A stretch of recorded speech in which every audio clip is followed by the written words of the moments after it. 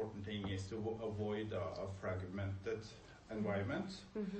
And all the cloud solutions that I have seen would create fragmentation in our environment.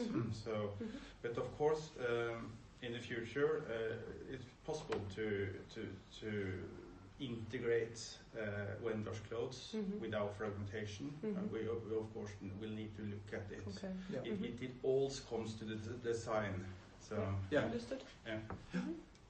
As the situation is today, we have, Ståle saying, a lot of cloud. Everybody's trying to sell us a cloud. Yeah, sure. And your cloud is, together with being a data cloud, it's also combined with some other strategic business issues.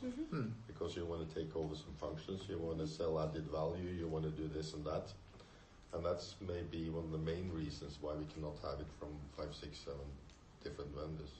It's probably not the time for it yet. No, we need to see what's happening. It's our opinion, or my opinion, definitely, is that it's too early to choose. The other thing that Ståle is addressing is the way, as I mentioned before the meeting, he's now taking care of everything that's IT related. The server, the software, the upgrade, the backup, and we work on functionality. Yeah. That's basically how we split it.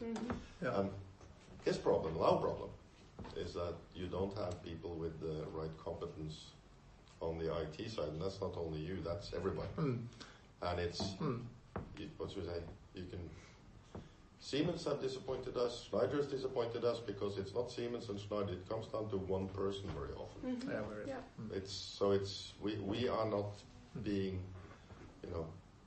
overwhelmed by the big names, because it's in a small country, in a small market, it very often comes down to one specific person.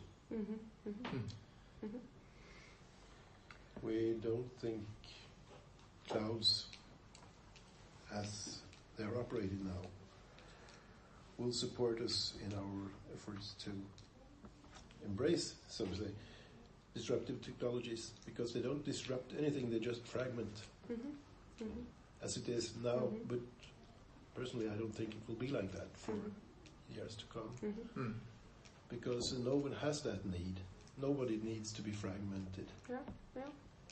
And especially, this is a question I wanted to confirm with you. What I understand is that you operate all of the buildings. You decide what equipment comes in it, and you also then operate the buildings? In the sense we decide, but we do a lot of, in the new schools and the projects, we do a lot of turnkey projects. And in the turnkey contracts, it's tough for us to control specifically which brand of products, which supplier we get. But you get to write specifications. We write specifications, and as Norbert, with approximately 200 schools, and if you say you have a life expectancy of the systems 10 years because of technology or whatever, it means that we have to do 20 schools a year just on our own within operation and maintenance, just to keep pace with the development. And then we can decide ourselves what kind of products we want to bring into it. But after the school is built and finished and in operation, you are actually operating it. Yes. You are the operational management of the schools. To a certain level.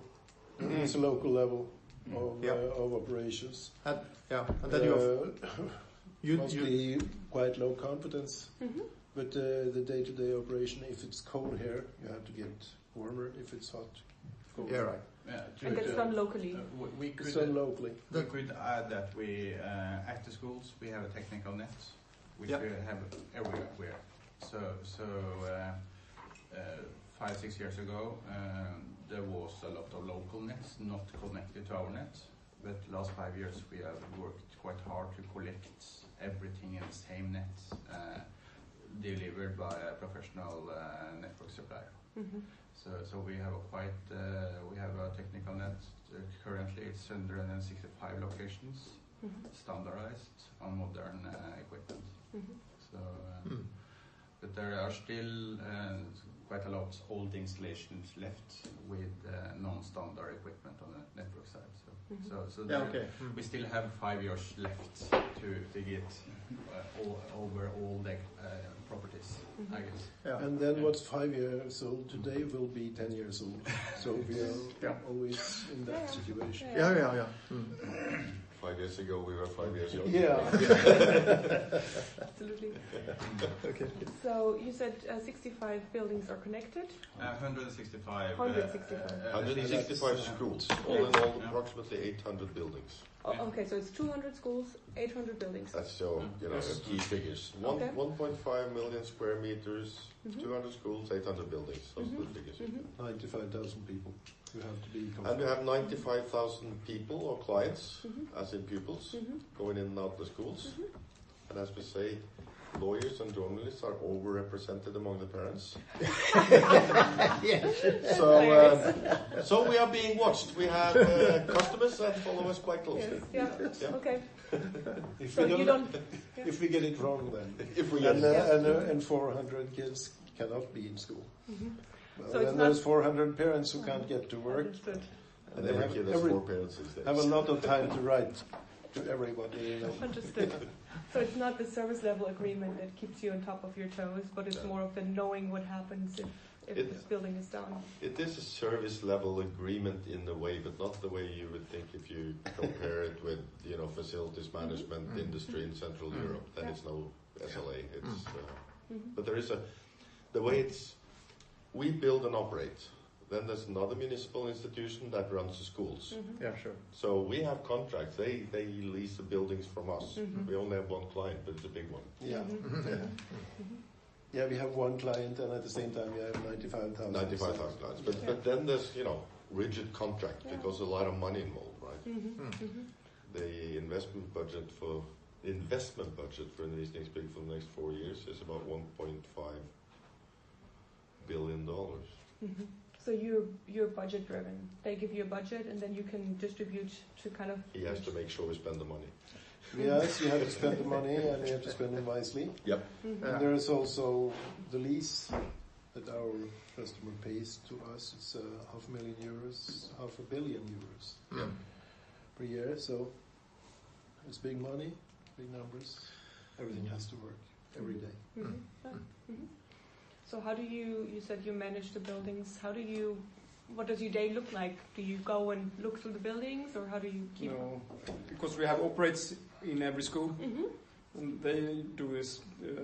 But if they have problem, they Mhm. cannot solve. Mhm. They contact some of us, Mhm. Yeah, right. Okay. and if we have problem, we contact our RAM-leverantör, for example Siemens or Schneider, Johnson, Mhm. Yeah. if they want to go deeper. Mhm. Yeah, right. And, Because the people out there in the schools, they are generalists.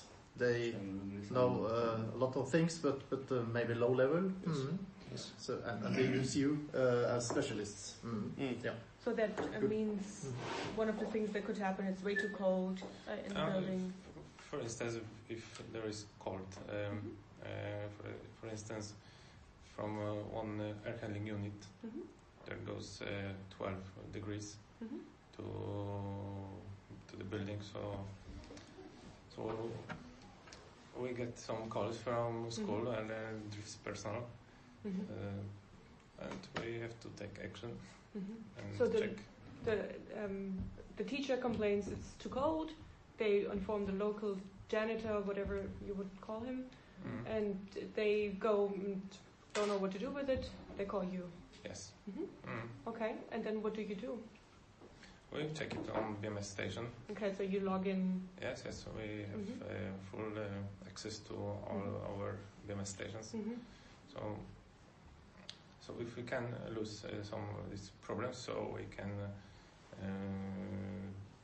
change some variables in Mhm. BMS station, Mhm. and if it needs some go deeper in steering or to repair some components, so we have to contact our leveranders. Mhm. Mhm. So then, if you need to do some changes on the hardware, and let's say it's out of warranty phase, what happens next? So we have to order our We have suppliers in every kind. Suppliers. Okay. Yes. Yeah. Service suppliers. Service suppliers. They come and do the changes of the faulty equipment, or they do changes in application, something like whatever that. is needed. Yeah, whatever is needed. Yeah. Yeah. And do you have fixed long-term